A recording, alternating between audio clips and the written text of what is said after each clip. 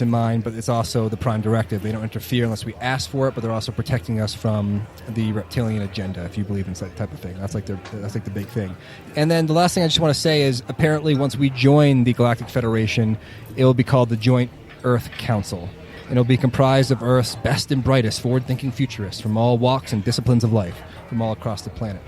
So it's a little deeper, guys, than just the Galactic Federation. There's more to it, because of course there is. I just thought it was really cool that it's mentioned a lot in the literature, and all in the literature, it could be bullshit, because you don't know, contactees and all channels, but when the head of the Israeli space program comes forward and uses that term, it makes me rethink and give weight to some of these channels and some of these contactees and what they're saying. Are they just parroting each other? Are they parroting some original sci-fi story from the 30s?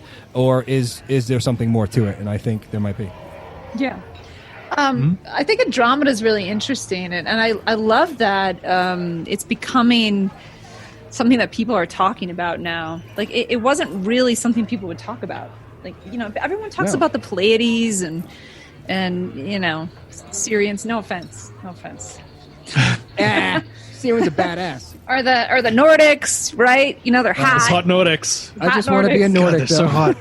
So hot. Yeah. But nobody really talks about the Andromedas until this whole thing with the Galactic Federation came up. So I don't know. That's just really interesting to me. I was always fascinated with it. I was always fascinated with the concept of, and I can't remember, I read this so long ago by a guy named Mark Kimmel, who I was trying to get on this show, but I hadn't heard from him yet. I know he writes a lot of books, but he also channels Andromeda beings. And he had said that their whole goal is to raise the Milky Way to their level before they collide, which is a long time. I think the Andromeda Galaxy and the Milky Way are supposed to collide at some point. I mean, like million years from now. But their whole purpose is to raise the frequency of the galaxy so that it can be at their level. What does that mean, though?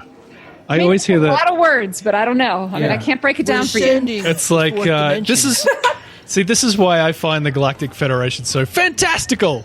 It's, it just seems like if there was a group of beings out there who were getting together and they're like, well, we could bring Earth into it, I guess, but they need to like come up to our level first. Only if they ask. It's like, but we've been in contact with them. We're working with them, but like, do we have like an earthly ambassador that's working with these people? What's interesting. Wait, hold on. I just thought of a really funny image, like in a movie. Like there's like a Christmas party going on, not Christmas party, but just be a party, right? Just like this party going on up in the Galactic Federation, and one of the we'll just call him a senator gets a text message of some sort. And he's all drunk and he's like, "Oh, I'm getting a message from Earth, but I can't take it right now." And it just says, "Help! We're about to blow our Earth up. I can't take it right now. I'm too drunk." Handle this. You're on your own, Earthlings. Like I just like. But I asked. Has no one asked? Like I'm asking now.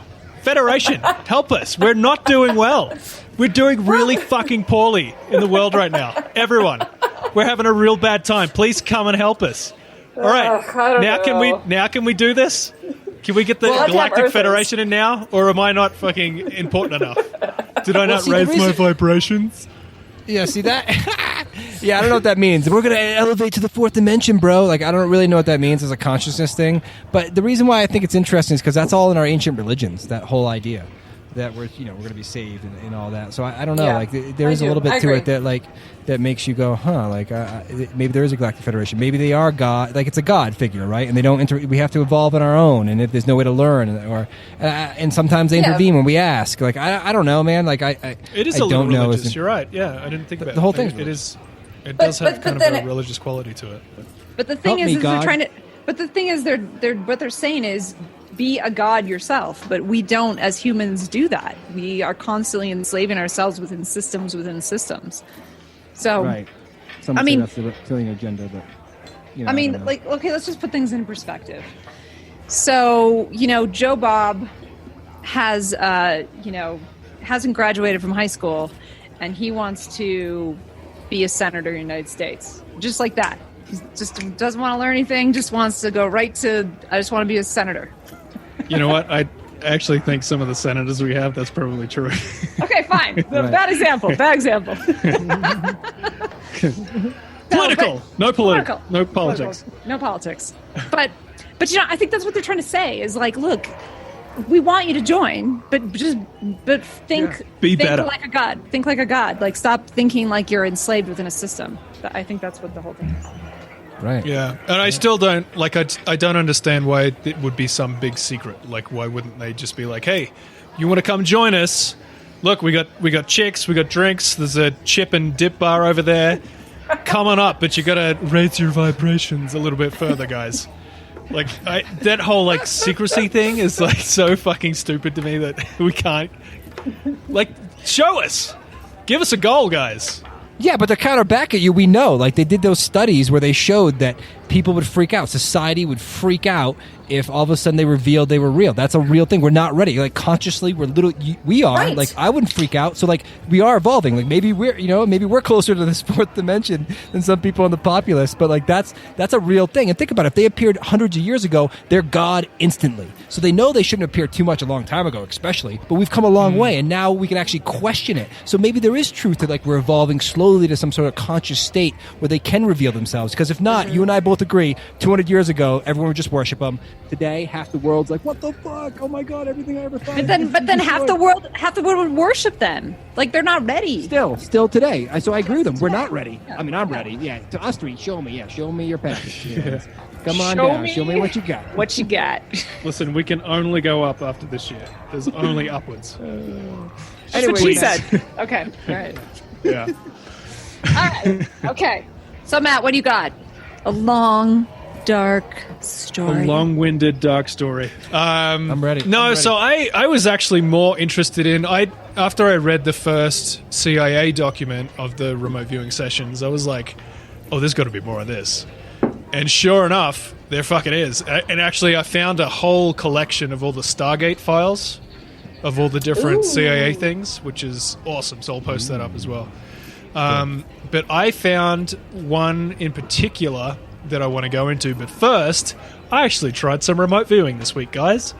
I got stuck the fuck into it. Yeah. Nice. So I did. I watched a couple of videos from what's his name, Paul H. Smith. I think he's one of the CIA guys who was working with their Russell Targ and anyway, one of the CIA guys. Yeah, legit dude. Yeah. Yeah, he's one of the legit remote viewing guys. So he has like a few videos on like how to do it and stuff. So I took notes and I tried it. And I did pretty fucking well, to be honest, guys. Really? I don't want to toot my own trumpet here, but I can remote view. What? Nice. Okay, tell us. So here's what happened. So I had my wife look up different places with coordinates on Earth. We just started with Earth, didn't go in anything crazy because I wanted to be able to verify what I was looking at. So she chose 4 different ones, and I got into my meditative state. I sat there for a bit, and she gave me the coordinates and read them out to me in my head. I pictured them in my head, and she read them out a couple of times, and I got the coordinates. And then I started to see in my mind's eye, and I just started to write down and tell her what I was seeing at the time. So the first one I said was like, I saw this open field, and there was like a structure of some kind in the center. It was stone. I saw white blocks, like off-white tone blocks. Angles to this structure, and I had like a door, like I described like a mouth of a cave, and there was like blue sky above it, and it was like one of the pyramids at Chichen Itza is one of the ones she looked at. I was like, oh wow, okay, What? cool. Wow. The stone. So the Amazing. next one was I was describing like, I see like patchy clouds, or it could be sheets of ice. It was like white, like blocks of ice like on the ground or something like that, and it was like blues and blacks, and there was this huge swath of color that came through, and then also like a wolf's head, and that was some base in Antarctica. Apparently there was like huskies everywhere. Whoa. Yeah, it was What? crazy. Wait, And the next one, you saw a base on Antarctica? Amazing. Yeah. Yeah, I was mean, your just like a accuracy human rate base. 100%? Were you like 100% on this, or did you I misfire mean, you at tell all? me. We did 4, and this is exactly what I wrote down for each one. And then she showed me what it was after each one. Wow. So you're 100%. Yeah, 4 out of 4. I mean, you tell me. I got pretty close. I got some coordinates for you. All right. Check. So the next one she gave me, I was seeing like I described it as like a patchwork of color, like stained glass window kind of thing, in segmented pieces, lights shining through glass. There was like some sort of arch structure, and I was like, man, there's so many, like, it's like rushing, like too busy. I can't like concentrate on one thing at a time. It's like too big. And it was Tokyo City. And she showed me these photos she was looking at. It was like all the glass, like lit up glass streets of like all the, the downtown area and stuff. And sure enough, there was like this archway building in the center that was like, oh yeah, that was kind of like what I saw. It was crazy. Wow. And so the last one was Wait, hold on. Before you go on, I wonder how much of this is remote viewing or your connection and consciousness linked to your wife. It could be, yeah. It could be that. I didn't rule that out. Yeah, that's true. I mean, both are equally incredible. So I just could have been, reading what she was picturing in the photos. But the last one was crazy. The last one might throw a spanner in that works. So she gave me these coordinates, and I started picturing like swaying movement and grass underwater. It was like underwater, and it was blue and green, and I saw a school of fish going in through the grass. I was like, there's nothing really here but that. It's like a lot of darkness, and I can't really see much more, but we're definitely underwater. And she's like, that's way off. And then I was like, well, what were the coordinates? And she checked it, and she was like, oh, actually, I gave you the wrong coordinates. It was for, like, the town we live in. But she gave me the coordinates, but gave me a coordinates with or without a negative in front of it, whichever it was. But we looked up where she was giving me, and it was in the middle of the ocean. Oh my God. Which was crazy. Wow. So, I don't know. Josh, you're wrong. You're wrong, Josh. I don't know. I don't know what to tell you. You Syrian. So anyway, I want to sort of dive into that a little further. Like, that was my first attempt, and it was... Dude, you must be gifted at it. Like, you're going to get a knock on your door from guys in Men in Black suits being like, hey, man, oh, Okay, true. wait. say shit. You got to tell us if that happens. I didn't think You could about never that. talk about it on the podcast, but you Oh, make shit. millions, Yeah. yeah. Well, I'll let you know what happens. Anyway, so then I went into the CIA documents, and I found this fascinating one where a CIA handler brought in a guy to remote view. They don't say what his name is. They just refer to him as subject. But they basically wanted him to look at Mars, look at what was happening on Mars in different coordinates. And this happened in 1984, apparently. So they set him up in a room. They gave him a sealed envelope with some coordinates.